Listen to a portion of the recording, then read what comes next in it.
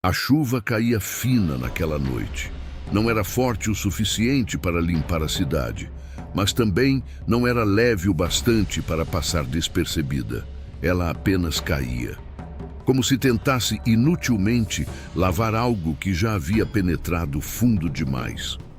Em Goiânia, algumas ruas pareciam comuns, luzes acesas, portas fechadas, televisões ligadas, vida acontecendo.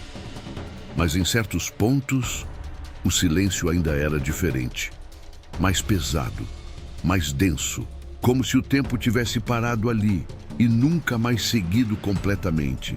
Décadas depois do acidente com o Césio 137, a pergunta não é mais o que aconteceu.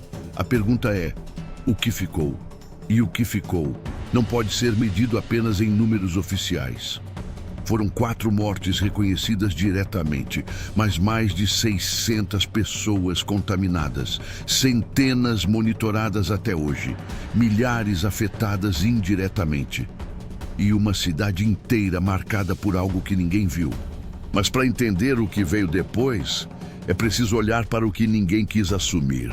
O aparelho que deu origem a tudo aquilo não surgiu do nada. Ele pertencia ao antigo Instituto Goiano de Radioterapia, um equipamento médico usado para tratar câncer. Tecnologia avançada para a época, perigosa, fora de controle. Quando o Instituto mudou de endereço, o equipamento foi simplesmente abandonado, simplesmente deixado para trás. Não havia isolamento adequado, não havia vigilância efetiva, não havia um plano real para descarte seguro. Havia apenas silêncio. E esse silêncio custou caro. As autoridades sabiam da existência do equipamento. Havia disputas judiciais sobre o prédio. Havia conhecimento sobre o material radioativo. Mas nada foi feito com urgência. Nada foi feito com responsabilidade proporcional ao risco. E é nesse ponto que a história deixa de ser um acidente e passa a ser negligência. Quando o Césio foi aberto e espalhado, o Estado reagiu. Mas reagiu tarde. E isso mudou tudo. Após a descoberta, começou não apenas uma operação de emergência, mas uma batalha jurídica que se estenderia por décadas. Os responsáveis? Essa era a pergunta que ninguém queria responder diretamente. O Instituto Goiano de Radioterapia foi apontado. Seus sócios responsabilizados, órgãos públicos também entraram na equação. Mas no Brasil, responsabilidade raramente é simples. Houve processos, investigações, acusações, mas as condenações não foram proporcionais ao impacto. Alguns envolvidos foram responsabilizados civilmente, multas, processos administrativos. Mas não houve uma punição criminal severa que refletisse a dimensão da tragédia. Ninguém foi preso por anos, ninguém cumpriu uma pena equivalente ao que aconteceu. E isso ecoa até hoje. Porque quando não há consequência real, o erro se repete. Enquanto isso, as vítimas enfrentavam outra realidade. Hospitais lotados, tratamentos experimentais, dor constante e depois o abandono.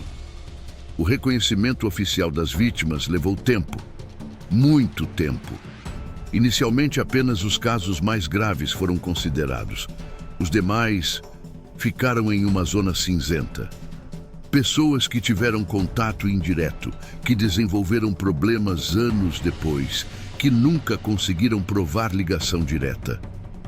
Essas, muitas vezes, ficaram sem indenização.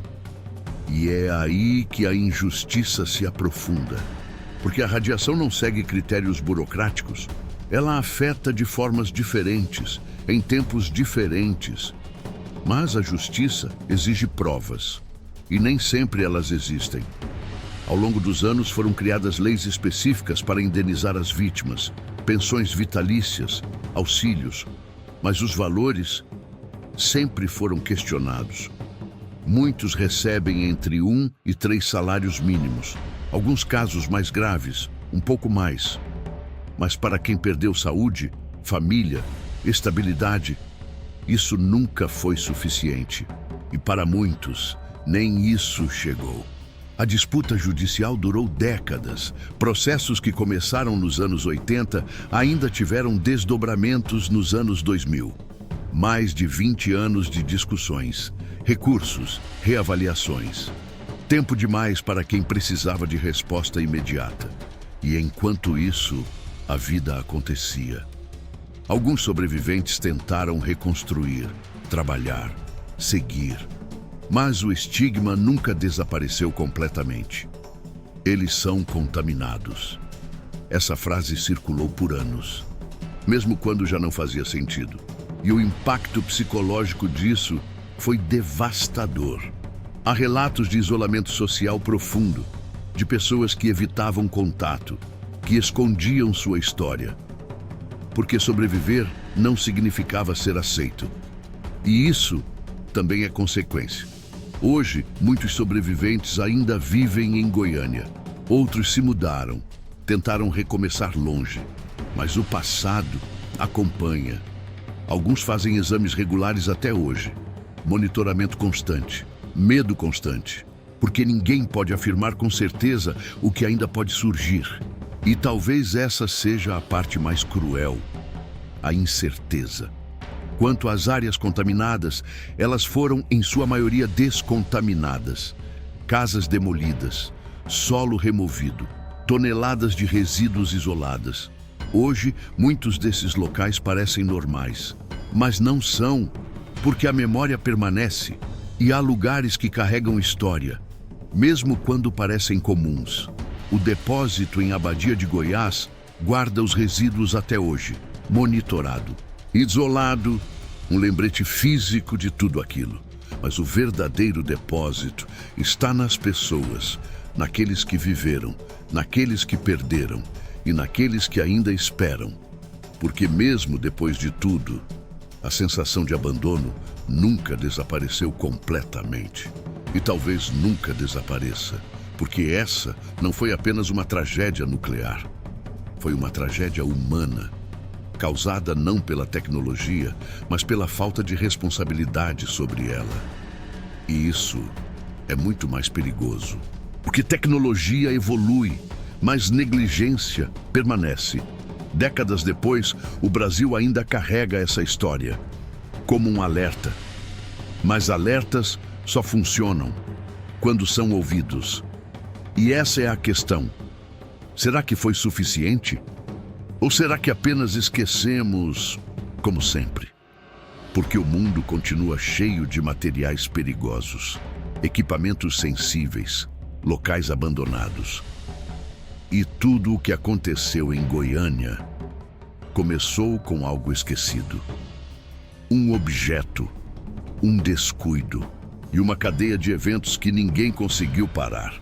Hoje, a cidade vive, respira, segue. Mas sob essa normalidade, existe algo mais. Algo que não aparece nas ruas, mas que está lá, na história e talvez na possibilidade de acontecer de novo. Porque o verdadeiro perigo nunca foi o césio. Foi a certeza de que alguém sabia e não fez o suficiente. E isso continua acontecendo, em diferentes formas, em diferentes lugares, silenciosamente, esperando. Porque algumas tragédias não começam com explosões, começam com abandono e terminam com silêncio. Canal oculto, onde as histórias não terminam, apenas esperam para serem lembradas.